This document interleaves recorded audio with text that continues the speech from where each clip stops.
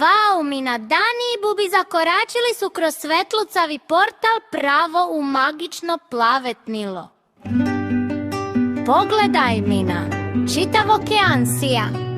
Čini mi se da i korali pevaju pesmu dobrodošlice. Slušajte, osjećam da je neko tužan tamo iz onog starog broda. Neko nas treba. U dubini su sreli malu ribicu, bila je sasvim sama i tiho je plakala jer je izgubila svoju najdražu školjku. Ne brini, Malena, mi smo tu da ti pomognemo. Zajedno ćemo je pronaći, obećavam. Počela je velika potraga.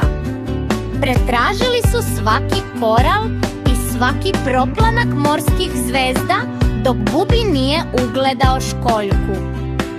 Eno je, svetluca baš tamo, brže, pre nego što se sakrije u pesak.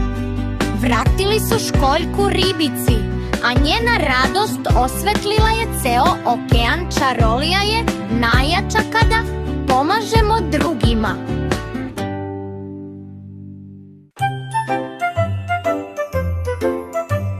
Plavo mo duboko, ispod vode čudo svako.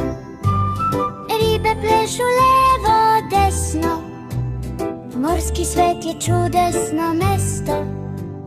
Zvezda sija, školjka zna, čuva tajnu mora sva.